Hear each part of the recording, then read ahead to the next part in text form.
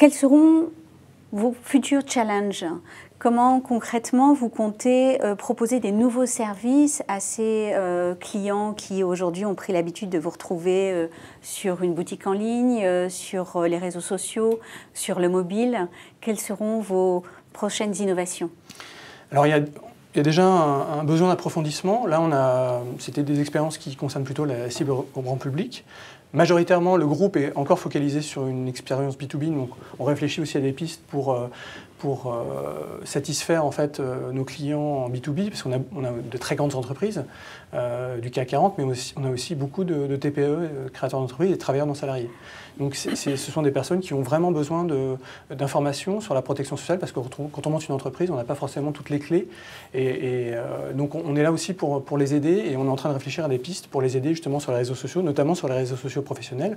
On n'a pour l'instant pas trop investigué sur la partie expert Malakoff Médéric. On a aussi l'approfondissement des dispositifs actuels, notamment via Facebook. Comme je le disais, on va créer du contenu, on va créer des rendez-vous, que ce soit des rendez-vous de contenu. On est en train de réfléchir, je le disais, donc on a développé pas mal de vidéos pédagogiques. On est en train de créer aussi des infographies pour essayer de faire comprendre aussi les clés, notamment de la retraite, mais aussi de la mutuelle santé. Il y a un vocabulaire qui peut être assez complexe, et on essaie d'expliciter au mieux pour le grand public. Créer des rendez-vous aussi avec des modules de chat directement intégrés dans les univers des réseaux sociaux, notamment sur Facebook, et créer aussi des passerelles entre ces différents environnements pour que l'internaute retrouve à n'importe quel moment ses services et ses fonctionnalités et puisse utiliser le canal qui lui correspond le mieux. Demain, ça peut être aussi d'aller beaucoup plus loin dans cette logique, puisqu'on a une logique de relation client, mais ça peut être demain aussi peut-être de créer carrément un canal de relation client au même niveau que sur les réseaux sociaux et sur Internet, au même niveau que le téléphone et le papier. Voilà, c'est différentes pistes qu'on a en tête. On a aussi d'autres idées, notamment sur le mobile et sur les réseaux sociaux, mais on le développe au fur et à mesure, notamment des expérimentations dans un angle plus de vente, mais on est en train de faire des tests avec des accélérateurs de vente, notamment avec des Facebook Credits, pour voir en fait si ça peut correspondre à notre cible très jeune en fait. Pour Philips, quels seront les défis à venir ?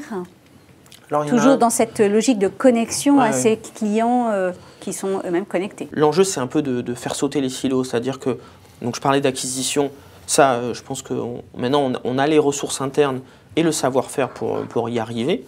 La transformation, la conversion, j'en ai parlé un peu, donc par l'accompagnement qu'on donne au niveau de nos partenaires, que ce soit Pure Player ou Click & Mortar, pour développer les ventes digitales et développer les ventes en fait tout court, parce que aujourd'hui, on dit souvent, alors il y a beaucoup de gens qui préparent leur achat sur Internet et qui vont acheter en magasin, mais il y a des stats assez fascinantes où il y a beaucoup de gens qui préparent leur achat en magasin avant d'acheter sur Internet. Donc tout ça, c'est pareil, tout est brouillé. En tout cas, tout est recèle de potentialité. Mais ce qu'il y a au milieu, c'est la fidélisation. Et comme on est une entreprise qui doit passer par la distribution, les enjeux techniques sont complexes parce qu'en fait, comment est-ce qu'on peut donc accompagner le consommateur via l'Internet, via les informations qu'on peut lui donner, l'amener à acquérir un produit Philips chez un de nos partenaires commerce, et ensuite, en général, quand un conso achète chez un distributeur, après il est éventuellement dans la base de données du distributeur. Donc nous, notre idée, c'est pas d'aller shipper les bases de données des distributeurs, parce qu'on ne va pas leur prendre leur boulot. Par contre, on va utiliser, et là j'introduirai l'exemple de notre boutique en ligne, des actions qu'on aura fait de façon beaucoup plus micro, en par exemple développant les ventes associées sur des produits, donc soit des accessoires pour enrichir, donc prolonger la vie du produit, soit d'autres accessoires pour enrichir l'expérience. Je ne sais pas, vous avez donc un robot qui a le gros mélangeur plus un blender, vous pourriez acheter un accessoire centrifugeuse par exemple. Donc on veut développer des actions comme ça avec notre boutique en ligne notamment, donc en maîtrisant la totalité du funnel. Et quand elles marchent bien, les proposer à la distribution pour qu'eux aussi ils puissent mettre en place ce type d'opération. Et en espérant du coup, par ce cercle vertueux aussi, que le consommateur, par l'expérience qualitative qu'il a eue de la marque, pourquoi pas, fasse lui aussi plus ou moins partie de nos bases, alors que ce soit Facebook ou base CRM ou peu importe. Mais là, pour y arriver, ce qui nous manque aujourd'hui, c'est tout simplement déjà des outils de mesure qui vont intervenir à différents points. Donc ça, c'est vraiment quelque chose qu'on travaille, mais étant un grand groupe avec un site web présent dans 60 pays, en une trentaine de langues, ça prend du temps. Et puis l'autre outil qui nous manque, ça va être un outil plus en fait de CRM. Aujourd'hui, malheureusement, je travaille vraiment de concert avec les équipes qui font ça. En fait, on est encore un peu à l'emailing, quoi. Et on voudrait passer à l'étape d'après, apporter vraiment, toujours pareil, donc raconter des histoires, etc., engager plus le consommateur. Moi, j'ai pour habitude de dire que, donc on parle beaucoup de Facebook et tout, j'aime beaucoup Facebook, je suis un utilisateur, et je trouve que les marques peuvent y faire des belles choses, mais laissons-le pour ce que c'est, un outil de recommandation fabuleux. Par contre, si on veut vraiment créer de l'intimité avec le consommateur, l'email, ça reste quand même, pour moi, un cran au-dessus, en termes de puissance et d'intimité qu'on va créer avec le consommateur, parce que là, on peut vraiment faire du one-to-one. Et puis, le dernier gros chantier, mais vous alliez... Non, je pensais le dernier gros chantier, ça va être le mobile aussi. Le mobile, c'est un exemple qui a des potentialités, donc tu citais des chiffres tout à l'heure, gigantesques. Pour nous aussi, de comparaison de caractéristiques produits directement sur le point de vente, pour aussi accompagner l'achat, par exemple. Mais pour ça, il faut de l'infrastructure vraiment de qualité. Et on a un site mobile global qui, pour nous, l'équipe France, on considérait qu'il n'était pas au niveau. Donc on a préféré ne pas, en fait, pour le moment, le mettre en français. On attend que notre international arrive avec un site mobile digne de ce nom, limite une web app qui va du coup permettre d'autres choses, d'enrichir encore une fois la vie du consommateur. Donc voilà le tracking, le CRM et le mobile, voilà les gros chantiers à venir.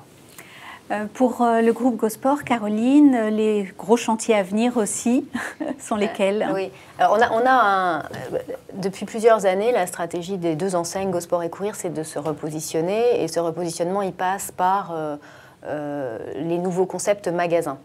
Le meilleur exemple, d'ailleurs, c'est le magasin de la Défense, Go-Sport de la Défense, qui est depuis quelques mois, et je vous invite à aller le voir, sans doute le plus beau magasin de sport d'Europe, si ce n'est du monde. Notre gros challenge, c'est de faire demain, sur Internet, des magasins Go-Sport et Courir, qui soient effectivement les plus beaux magasins, pour l'un de sport, pour l'autre de mode et de style à travers la basket du monde. On a la chance de ne pas avoir de site marchand. C'est incroyable, mais vraiment, pour moi, c'est une chance parce que finalement, on a privilégié les magasins, on a commencé par ce qui, pour moi, est le commencement, c'est-à-dire la connaissance client, et on va enfin pouvoir lancer demain nos sites marchands Go-Sport, puis Courir. Donc, ce sont des vrais challenges et ce sont des opportunités évidemment énormes, non seulement de business, mais d'accroissement de la relation avec nos deux typologies de clients très différents. Et pour Opodo, alors votre stratégie à moyen terme, et pas uniquement finalement que pour Opodo, c'est pour l'ensemble des marques du groupe Odigeo. Oui, alors plutôt au niveau du groupe, parce que finalement le groupe vient de se constituer, donc on a aujourd'hui des enjeux communs. On a une clientèle qui est assez proche en termes de typologie. Elle a quelques axes de différenciation, mais donc il y a beaucoup d'enjeux en ce moment. Le premier enjeu, c'est de bien comprendre quelles sont les différences entre toutes les marques. Voilà, quelles sont les différences entre toutes les marques et qu'est-ce que le client va chercher chez une marque plutôt que chez l'autre. Bon, bien sûr, il y a les produits, il y a les prix, mais il n'y a pas que ça. Donc on essaie d'identifier ça. En parallèle, il y a des enjeux technologiques très forts. Il y a un enjeu de convergence. Aujourd'hui, on a 4 plateformes technologiques différentes. Donc tout ça, il faut que ça converge en termes de plateformes technologiques, d'outils de réservation, en termes de tracking, en termes de CRM, etc. Donc on a tous un peu, à un moment donné, les mêmes problématiques. Et d'un point de vue marketing au global, je pense que ce qu'on est en train d'essayer de faire là, c'est qu'on est en train de changer notre culture d'entreprise en disant on n'est plus une société techno ou un e-commerçant qui est juste là pour faire de la transaction. On a compris qu'il fallait analyser nos clients, attendre leurs besoins et créer un nombre de points de contact avec eux qui va au-delà de juste la transaction sur nos sites. Donc on est en train d'essayer de mettre en place un certain nombre de dispositifs pour y arriver. Ce qu'il faut, c'est que ce dispositif soit unifié et que l'information converge à un moment donné. Ça implique aussi un travail marketing entre les équipes CRM et les plateaux téléphoniques et les équipes des opérations. ce qui aujourd'hui, dans le monde du voyage, était souvent très dissocié. Hein. Et donc, le marketing peut avoir une segmentation client qui n'était pas disponible pour les opérateurs de call center, ce qui était une aberration totale. Donc ça, c'est des choses qui sont réglées sur certaines marques et qu'on est en train de régler sur d'autres marques. Et la prolongation de l'expérience client et la multiplication des occasions et des points de contact, ça passe aussi beaucoup par les terminaux mobiles. Le gros enjeu de demain pour Audigeo, c'est la mobilité. On a une croissance de l'usage des terminaux mobiles qui est absolument gigantesque. Ce trafic, pour certaines plateformes, convertit bien, pas bien. Donc tout ça, il faut qu'on le maîtrise. Et on va utiliser ces terminaux mobiles pour faire des sites mobiles qui vont répondre à ces nouveaux usages. C'est-à-dire que le site mobile de demain, ça ne va pas être juste un site de transaction, mais c'est un compagnon de voyage. C'est ça qu'on essaie de mettre en place. Et pour nous, il y a un certain nombre d'enjeux technologiques très forts là-derrière. Eh bien, merci à tous pour votre retour d'expérience. Rendez-vous à une prochaine émission Innovation et Cross Média. À bientôt.